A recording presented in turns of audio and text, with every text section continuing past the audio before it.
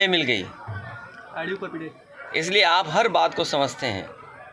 धर्म राजनीति का हिस्सा नहीं हो सकता। भारतीय जनता पार्टी को आय दोगुनी हुई कि नहीं हुई, किसान को नौकरी रोजगार मिला कि नहीं मिला, उन सवालों का जवाब देना पड़ेगा, और उन सवालों का जवाब नहीं है, इसीलिए भारतीय जनता पार्टी धर्म के पीछे छिप जाती है। अच्छा अध्यक्ष जी, आप इंडिया गठबंधन के प्रमुख घटक हैं और उत्तर प्रदेश के मुख्यमंत्री रहे हैं, सबसे बड़े राज्य के आप सबसे बड़े नेता। आप 40 सीट 48 सीट वाले लोकसभा क्षेत्र के लोग जो है मांग कर रहे हैं कि इनको प्रधानमंत्री बनाया जाए, इनको सब मांग, और 80 सीट वाले होने के बाद भी जब प्रधानमंत्री बनने की बात आती है या संसद बनने की बात आती है तो आप जो है शांत हो जाते हैं, कुछ बोलते नहीं। मुझे अपने इस पत्रकार का धन्यवाद देना चाहिए।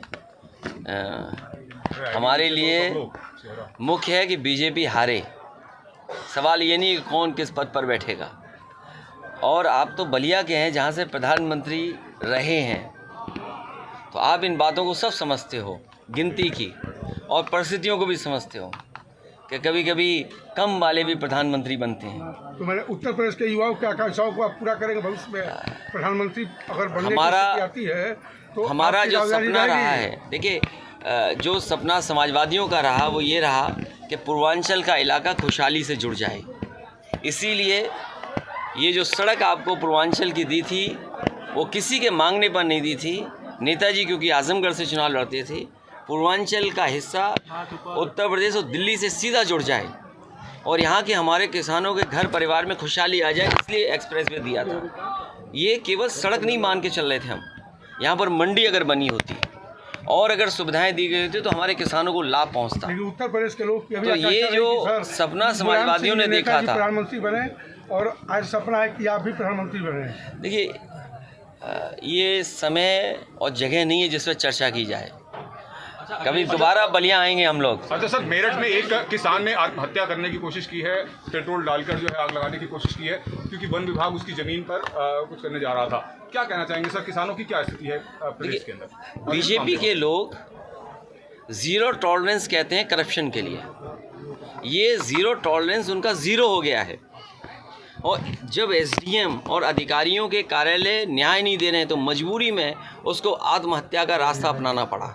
अगर कोई दोषी है उसके लिए तो वो भारतीय जनता पार्टी की सरकार के लोगों, और केवल मेरठ में एक किसान की आत्महत्या का सवाल नहीं है, उसके साथ साथ एक दलित और पिछड़े वर्ग के लोगों की किस तरह पिटाई की गई, एक बहुजन समाज के सभासद की किस तरह मंत्री ने और विधायक ने पिटाई की। बताओ क्या कार्रवाई की इस सरकार ने, जो हमेशा बुलडोजर घटनाएं इस सरकार में हुई हैं। अच्छा सर, सत्ता पक्ष जो है लगातार विपक्ष पर भी आरोप लगा रहा है कि प्राण प्रतिष्ठा को लेकर विपक्ष जो है वो अलग अलग गलत बयान कर रहा है, तो क्या प्राण प्रतिष्ठा के दिन आप भी जाएंगे क्या अयोध्या? देखिए मैंने आप आधी अधूरी बात मत करिए। पूरी बात यह है कि बीजेपी के लोग ये कह रहे हैं कि जिसके पास निमंत्रण होगा वही आएगा। हमारा पक्ष ये है कि भगवान जब बुलाएंगे तो वो बीजेपी भी नहीं रोक पाएगी, और अगर आपका हमारा किसी का मन करे कि आज भगवान की इच्छा है हमें देखने की, तो क्या हमें कोई रोक पाएगा? सर एक आखिरी क्वेश्चन। तो ये सवाल ये है कि भारतीय जनता पार्टी कैसे तय कर सकती है किसको बुलाना है किसको नहीं बुलाना है। अच्छा सर, महादेव वाले घोटाले में तो इसका मतलब भगवान श्री राम जी की तरफ से नहीं है बुलावा, ये भारतीय जनता पार्टी की तरफ से बुलावा है। इसको लेके कैसे देखता है? कल क्या होगा, हमारा स्टैंड वही है जो पहले दिन था। सवाल ये है कि चीन आपके घर में घुस रहा है, और चीन के सीमा पर आपके जो मेमोरियल बना था, जो 1962 में जिन जवानों ने, जिन लोगों ने शहीद होकर के भारत की सीमाओं की रक्षा की थी, क्या उस मेमोरियल को नहीं तोड़ दिया गया? चीन की फौज क्या आपके भारत के अंदर नहीं आ गई? इसका सवाल का जवाब है किसी के पास?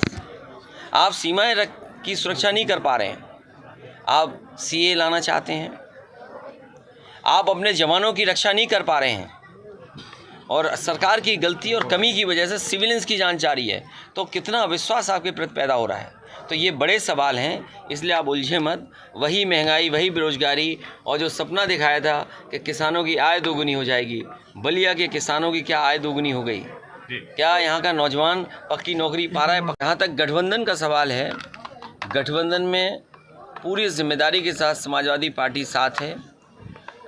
गठबंधन में किसको कहाँ लड़ने का मौका मिलेगा, बहुत जल्दी आपको जानकारी मिल जाएगी।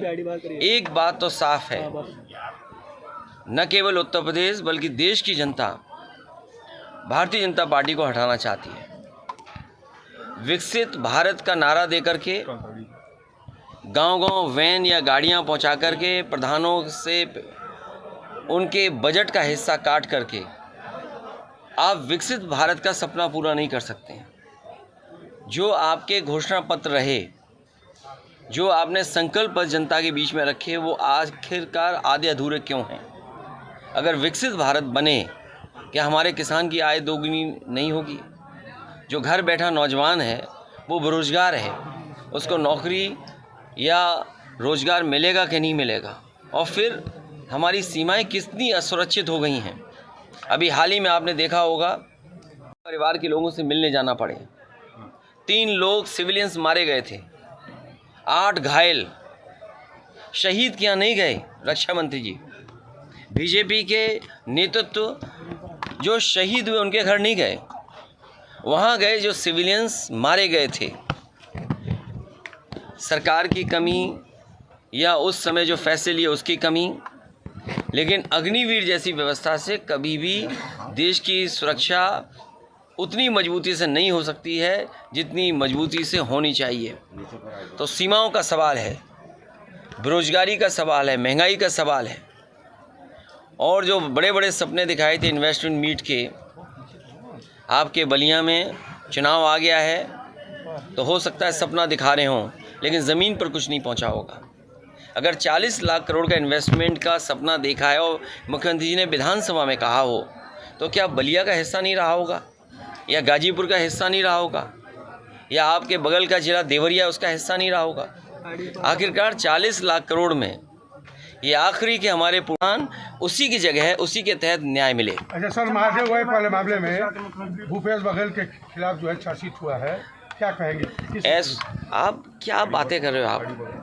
आपको सब पता है। अच्छा, बलिया से बेहतर कौन जानता होगा? यहाँ के पत्रकार साथियों को लड़ना पड़ा था, इसमें हो सकता कोई हो, सभी लोग आपको कितना लड़ना पड़ा, और सच के लिए लड़ना पड़ा, और क्योंकि आप सच्चे थे इसलिए आपको न्याय मिला।